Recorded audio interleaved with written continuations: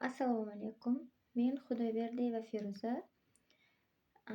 Sizlarga pedagogikaning pragmatik aspektlari fanidan hamkorlik pedagogikasining konseptual g'oyalari mavzusini yoritib beraman. Rejalarimiz quyidagilardan iborat. Hamkorlik pedagogikasining mazmun va mohiyati. O'qituvchi va o'quvchilar o'rtasidagi hamkorlik. Hamkorlik pedagogikasining konseptual g'oyalari. Mana shu 3 ta reja asosida sizlar bilan bugungi mavzumizni birgalikda ko'rib chiqamiz. Avvalambor hamkorlik tushunchasiga to'xtalib o'tadigan bo'lsak, hamkorlik o'zi bu nima degani? Nima uchun bizga kerak yoki balki bizga kerak emasdir degan savollar sizlarda tug'ilishi mumkin. Mana shu savollarga javob berish uchun hamkorlik degan atamaga to'xtalib o'tsak, hamkorlik bu turli millat, irq va dinga mansub kishilar hamda ma'lum bir guruhlarning umumiy bir maqsad yo'lidagi ma'nan birlashuvini ifodalaydigan jarayon hisoblanadi. Hamkorlikning asosiy elementi bu umumiy maqsad yoki vazifa bo'lib, unga erishish uchun hamkorlar birgalikda harakat qiladilar. Ya'ni ikki va undan ortiq insonlarning bir maqsad yo'lidagi birlashuv jarayonini biz hamkorlik deb olishimiz mumkin. Endi hamkorlik pedagogikasi degan tushunchaga to'xtalsak, hamkorlik pedagogikasi bu nima? Bu ta'lim jarayonining asosiy ishtirokchilari bo'lgan o'qituvchi va o'quvchilar o'rtasidagi insonparvarlik tamoyiliga asoslangan teng huquqli va samarali o'zaro munosabatni tashkil etishga qaratilgan pedagogik jarayon hisoblanadi. Hamkorlik pedagogikasi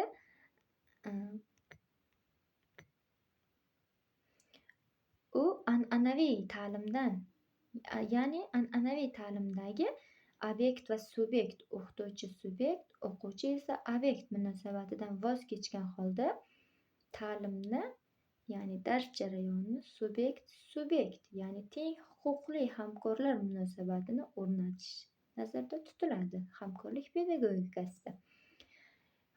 Hamkorlik pedagogikasining tarixiy shakllanishi qachondan boshlangan? Hamkorlik pedagogikasining ildizlari 19-asr va 20-asrlarda ta'lim falsafiy oqimlarga borib taqaladi.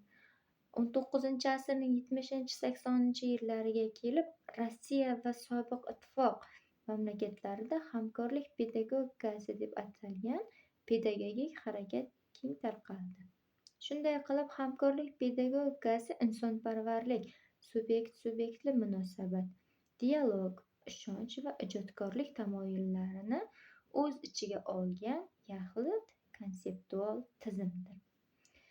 Hamkorlik pedagogikasi, ya'ni hamkorlikda o'qitish g'oyasi didaktikada 1970-yilda paydo bo'lgan.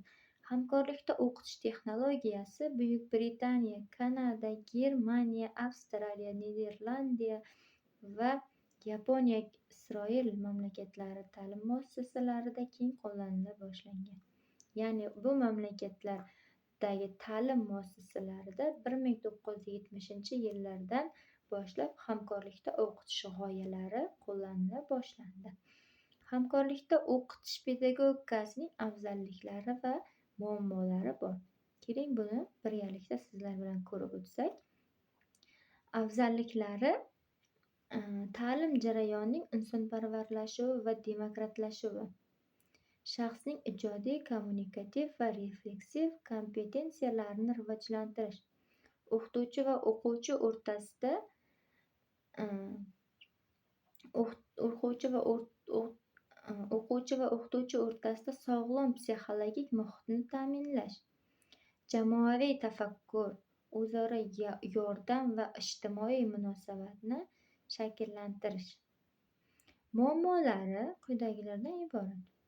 O'qituvchilarning hamkorlik texnologiyalarini yetarli darajada bilmasligi, an'anaviy baholash tizimining hamkorlik yondashuvlariga to'liq mos kelmasligi, guruh ishlari vaqtida passiv ishtirokchilar muammosi, vaqt va tashkiliy resurslarning yetishmasligi. Mana shular hamkorlik pedagogikasining afzalliklari va muammolari shulardan iborat edi. Endi hamkorlikdagi o'qitishning asosiy g'oyalari haqida sizlar bilan so'z olib borsak, bu asosiy g'oyalari 5 ta. Bular maqsad va vazifalarning umumiyligi, jamoaning muvaffaqiyati har bir a'zoning hissasiga bog'liq. Raqobat emas, balki hamkorlik. Muvaffaqiyat uchun teng imkoniyatlar, shaxsiy javobgarlik. Bulardan sizga bittasiga to'xtalib o'tadigan bo'lsak, jamoaning muvaffaqiyati har bir a'zoning hissasiga bog'liq. Ya'ni bunda nima demoqchi? Biz hamkorlik tushunchasini 2 va undan ortiq kishilarning o'zaro birlashuvi deb oldik. Ya'ni hamkorlik deganda biz bitta jamoani tushunyapmiz. O'sha jamoa muvaffaqiyatga erishish uchun undagi har bir a'zoning harakati va hissasiga bog'liq. O'sha har bir inson, har bir o'quvchi harakat qilsa, o'sha jamoa muvaffaqiyatga erishishi mumkin. Ya'ni bunda o'quvchilar hammasi birgalikda harakatni olib borishyapti. Raqobat emas, balki hamkorlik. Ya'ni bunda o'quvchilar bir-birlari bilan raqobat emas, birgalikda hamkorlik qilib, kelishuv asosida dars jarayonlarini tashkil qiladi. Endi hamkorlikda o'qitish mashg'ulotlarining asosiy jarayonlari quyidagilardan iborat. Hamkorlikda fikr almashish, suhbat, tahlil, munozara, muzokara, amaliy vazifalar bajarish, biror narsani qurish yoki yasash, masalalar yechish bu asosiy jarayonlar hisoblanadi. Endi hamkorlikda o'qitish pedagogikasida qo'llaniladigan metodlar. Bular aqliy hujum, jamoada o'qitish, debat va munozara, kichik guruhlarda ishlash kabi metodlardan foydalaniladi.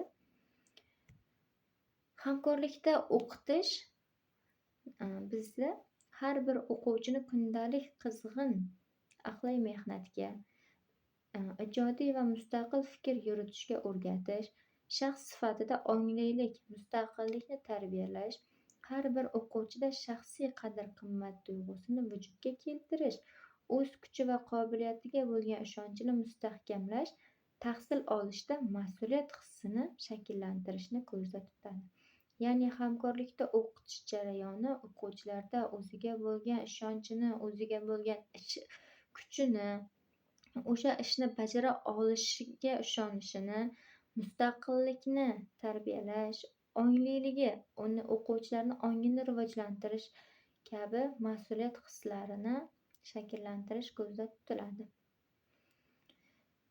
Xulosa qilib aytadigan bo'lsak, hamkorlik pedagogikasi ta'lim jarayonini majburiy va qo'rquvga asoslangan ta'limdan chiqarib, o'quvchi shaxsini rivojlantirishga, uning fikrlash, o'zini ifoda etish, jamoadagi o'z o'rnini topishga yordam beruvchi zamonaviy ta'lim modeli hisoblanadi. Hamkorlik pedagogikasi bu insonparvarlik, shaxsiy erkinlik, ijodkorlik va o'zaro ishonch tamoyillariga asoslangan ta'lim falsafasi. Uning konseptual g'oyalari esa o'qituvchi va o'quvchi o'rtasidagi teng huquqli, ya'ni subyekt ta'limni muloqot, hamkorlik va ijodiy izlanish maydoniga aylantiradi. Bugungi mavzumiz shulardan iborat edi. Qimmatli vaqtingizni ajratganingiz uchun minnatdorman. Xayr, salomat bo'ling.